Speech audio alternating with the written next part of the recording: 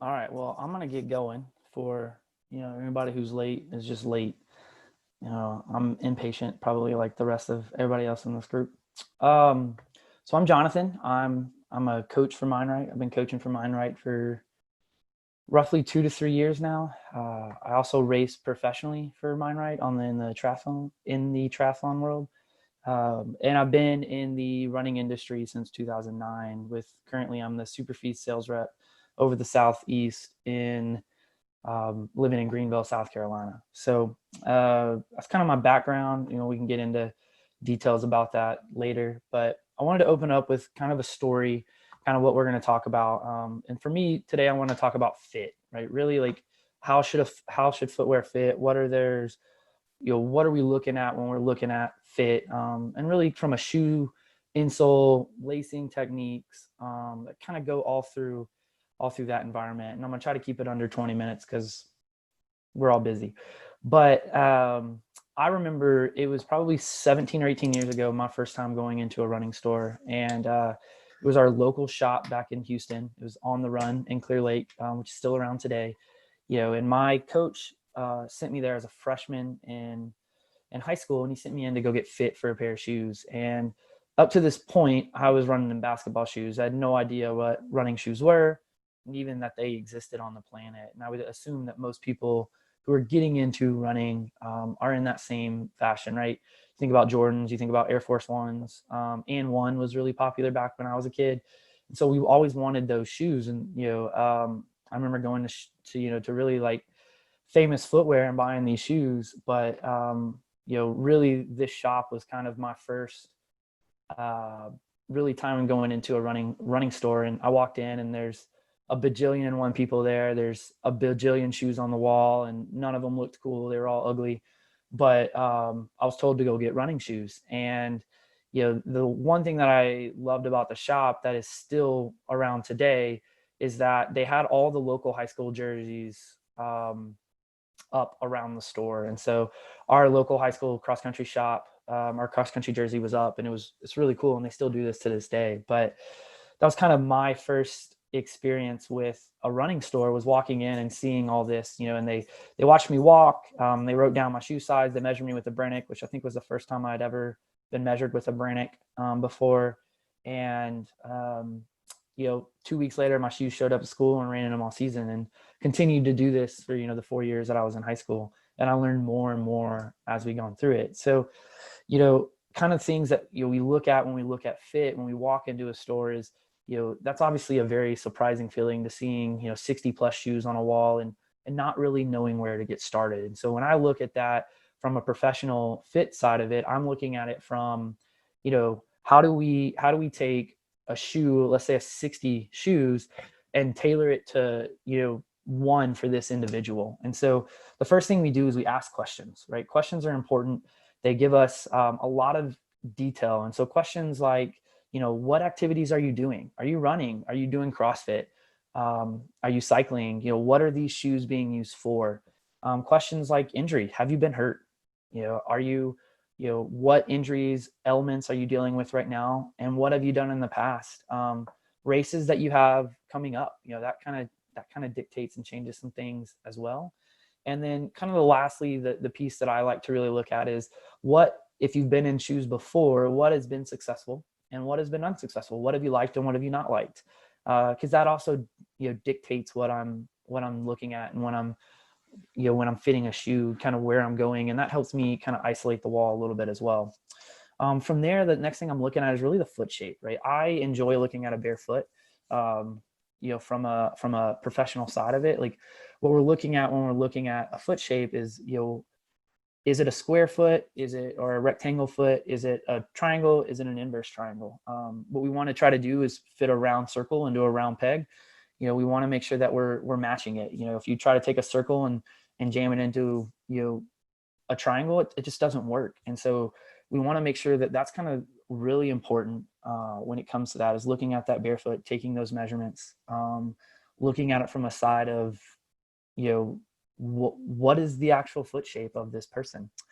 kind of the next thing we go into is your skeletal structure. How does your body move through space? And that's where, if you've been to a shoe store and you've been fit before, they're watching your gait cycle, they're watching you walk, they're watching the way that your body is, moving through space. And so that skeletal structure is really, really going to be important. And one of those things that we look at is drop, right? I mean, when we talk about footwear and we look at, why does the skeletal structure matter? Why does it exist? And drop is a good example of that. And so when we talk drop is literally how far, and I got a shoe, the midsole, which is what this part of the foot, so the front of the foot to the heel, what's the difference in material? So really, what is the difference here? And so that can be anywhere from 0 all the way up to 12, 13 in some brands. And so all that matters. And, a good example of that is the flexibility you have in your big toe and your ankle. And so a shoe that has a higher profile, so a higher drop, tends to allow that ankle to flex more.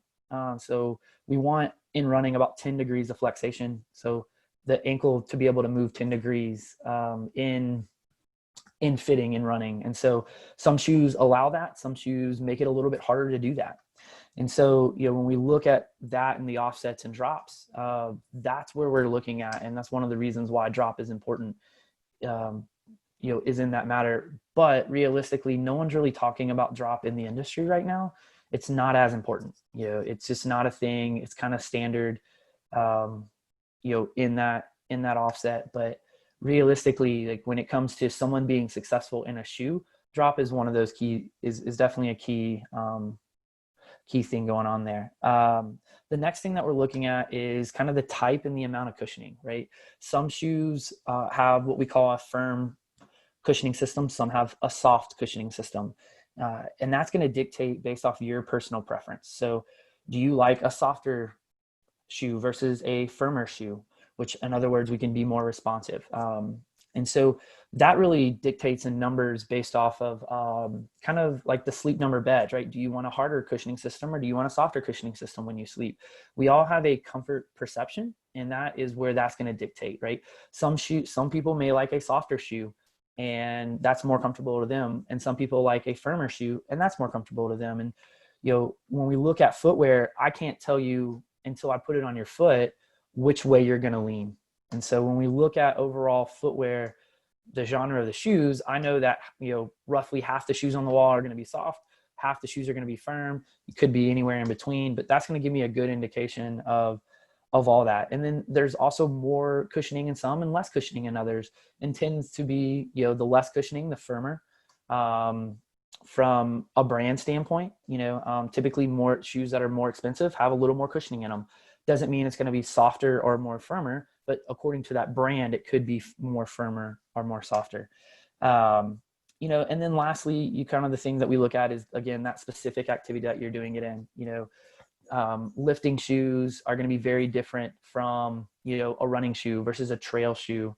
Shoes that you're doing left to right movements in isn't going to allow the shoe to last as long. So all that is going to be dictated with that foot shape and where we go from there. And again, all this leads back to comfort, right? Comfort is kind of the key. That's really where we want to look at with all this is it comfortable or is it not comfortable? And so when a fitter is fitting you in these shoes, they're bringing you typically 3 to 4 shoes, and those answers are allowing us to what dictates. So again, we're looking at, your activities, the cushionings that's in the shoes, and then kind of your skeletal structure. And then lastly, we're looking at kind of the foot shape. And that's what's going to all lead us to bringing you shoes to say, okay, which one of these works best for you? Which is why when we look at the overall genre of shoes and we say, hey, X, Y, and Z, go try this shoe, or we get the question of, well, what shoe's best for this?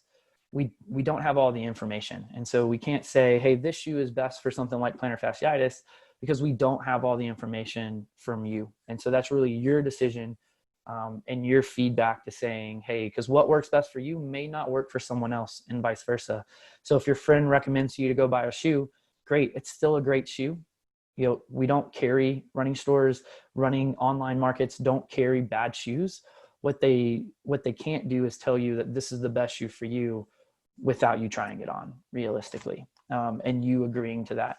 And that kind of leads me into one of the questions that we had of, You know, how do we know, should we break in a shoe? The answer is no.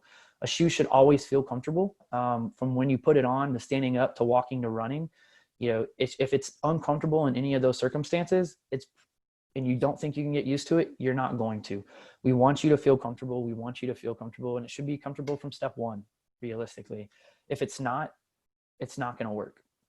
And then that kind of leads me into kind of the next topic, right? You know, we look at footwear. What other things can we put in footwear outside of our foot? And that's socks, right? Socks should feel the same way.